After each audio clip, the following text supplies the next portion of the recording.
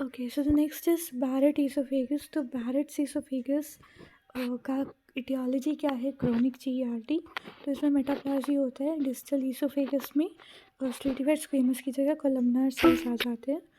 Mostly mails में होता है। और कौन सी कंडीशन होती है प्री डिस्पोजिंग?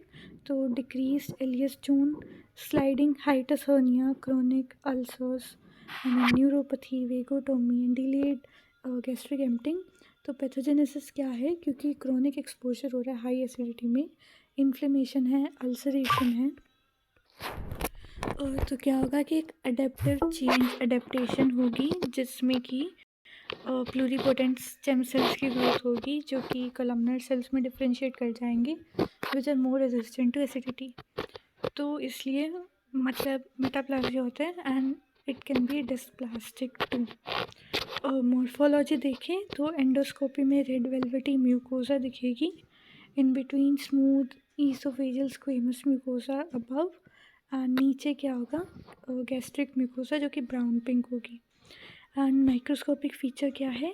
तीन तरह की है, इंटेस्टिनल, गैस्ट्रिक, फंडिक टाइप और जंक्शनल टाइप। और क्या है कि गॉबलेट सेल्स होंगे इंटेस्टिनल टाइप में, फंडिक गैस्ट्रिक ग्लैंड्स होंगे, कार्डियक म्यूकोसल ग्लैंड्स होंगे, डिस्प्लासिया होगा। Clinical feature is dysphagia, heartburn, haematemesis, melaena, ulceration, bleeding, structure formation. Next we have, अच्छा नेक्स्ट नहीं, अभी जैसे बैरेट्स ईसोफेगस ही है। सो फर्स्ट फोटो में हम देख सकते हैं कि नॉर्मल स्ट्रेटिफाइड स्क्वेमस एपिथेलियम है एंड सेकंड में इंटेस्टिनल मेटाप्लासिया हो रहा है। तो कोलमनर एपिथेलियम में गॉबलेट सेल्स हमें दिखते हैं।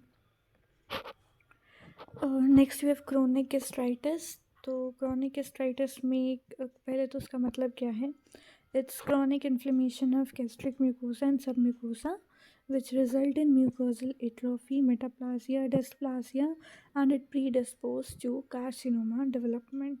and इसमें म्यूकोसा की कोई इरोजन नहीं होती।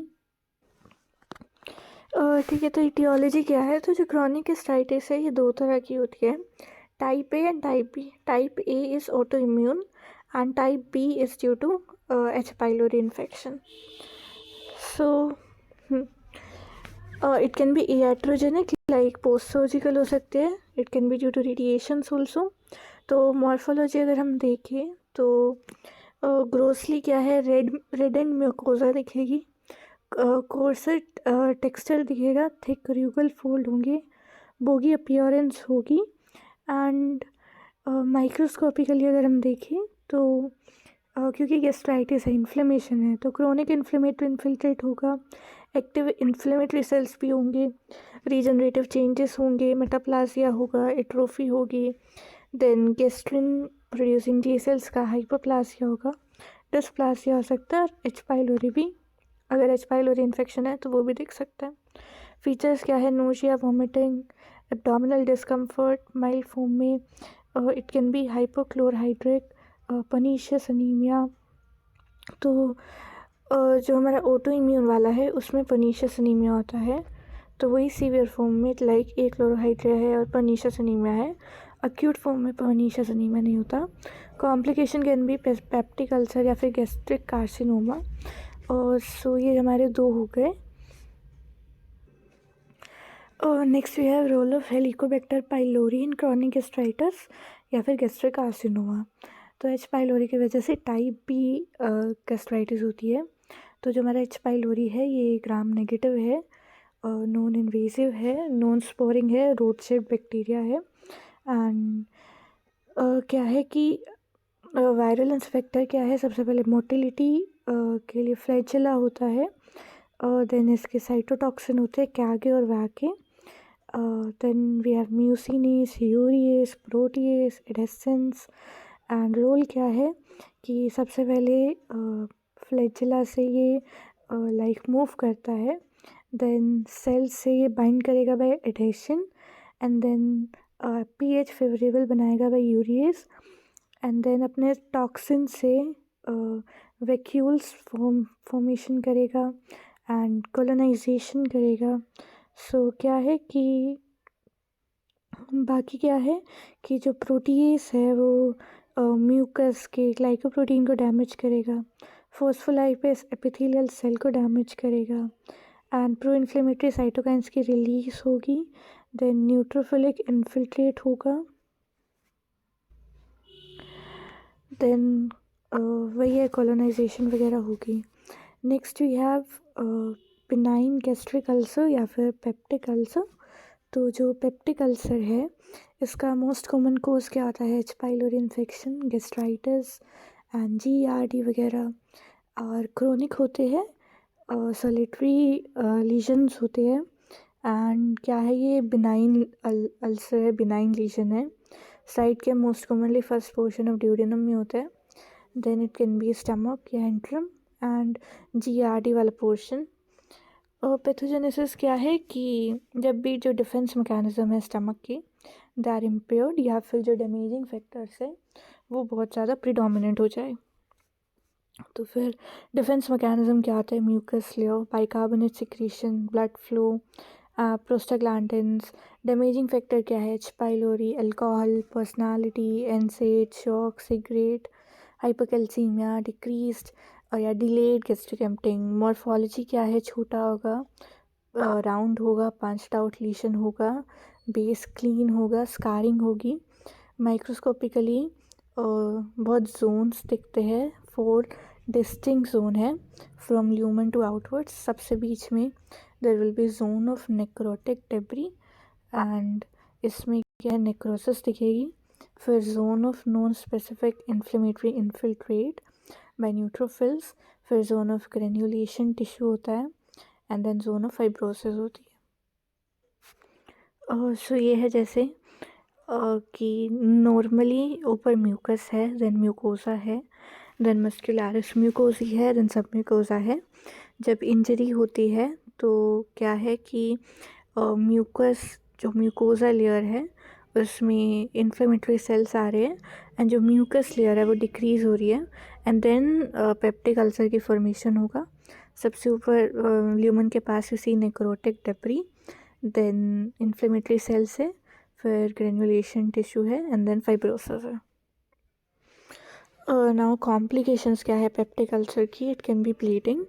तो क्या है कि मोस्ट फ्रिक्वेंट कॉम्प्लिकेशन है एंड मोस्टली ड्यूडेनल अल्सर में दिखती है।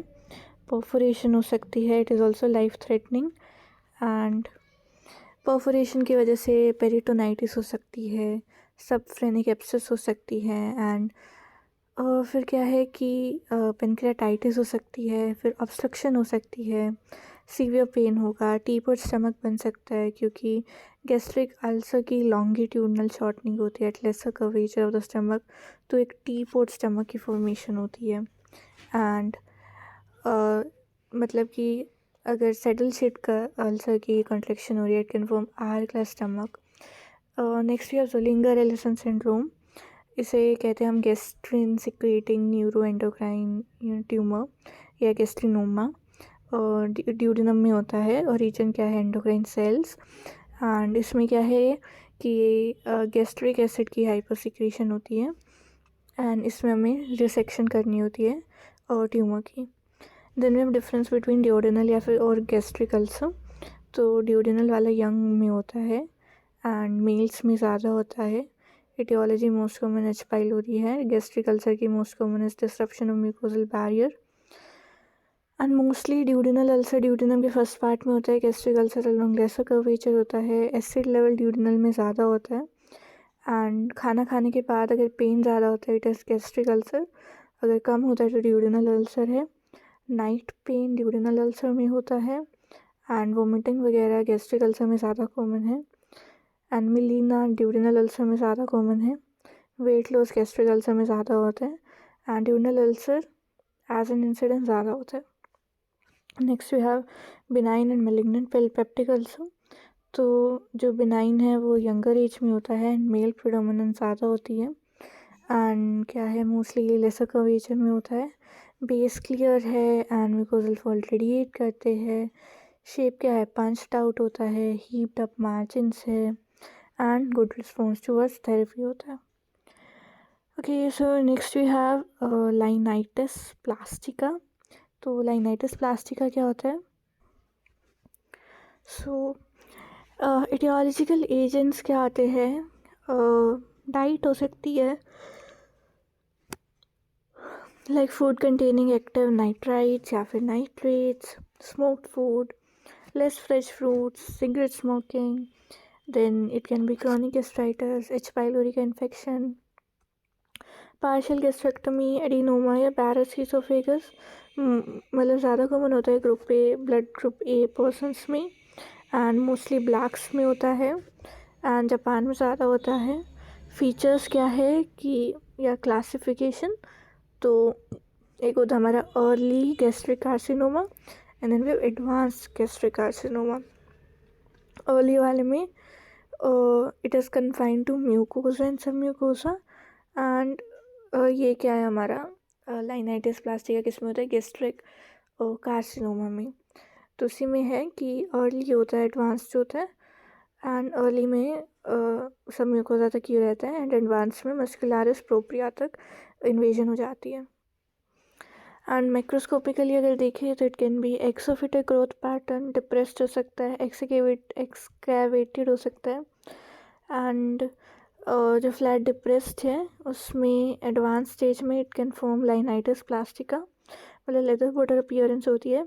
हिस्टोलॉजिकली इंटेस्टिनल टाइप का और डिफ्यूज टाइप का है, एंड देन इंटेस्टिनल टाइप में ग्लैंड्स की फॉर्मेशन होती है, एंड एक्सपेंडिंग ग्रोथ पैटर्न होता है, एंड जो हमारा डिफ्यूज्ड है उसमें कोई ग्लैंड्स नहीं बनते, and it arises from the middle layer of mucosa, and इसमें सिग्नेचरिंग अपीयरेंस होती है सेल्स की। फीचर्स क्या है? Abdominal pain, vomiting, anorexia, anaemia, dysphagia, weight loss, and next we have ulcers. तो सबसे पहले अमीबिक अल्सर, तो उससे पहले हम देखेंगे difference between amoebic colitis and ulcerative colitis.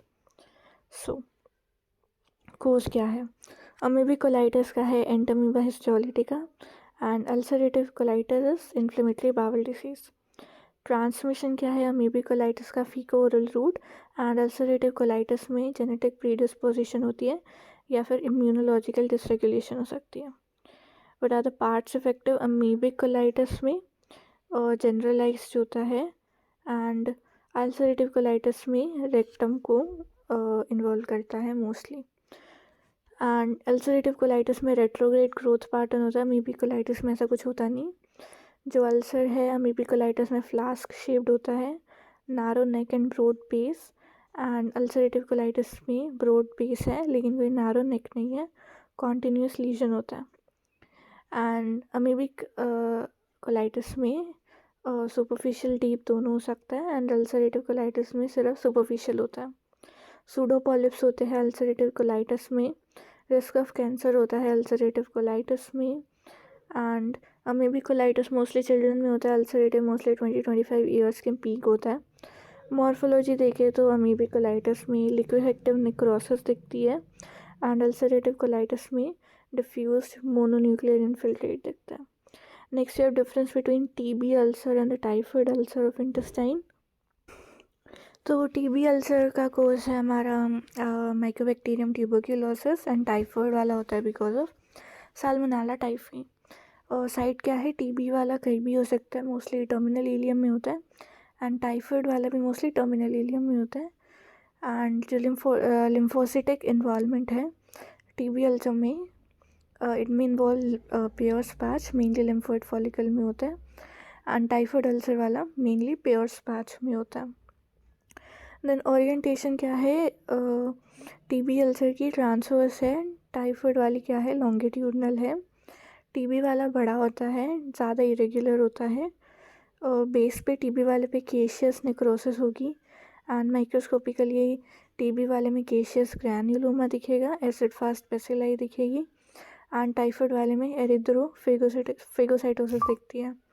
And जो स्ट्रक्चर टीबी अल्सर में दिखते हैं, परफोरेशन और ब्लीडिंग टाइफाइड में ज़्यादा कॉमन होती है। Next we have difference between TB ulcer and amoebic ulcer. So site में क्या है?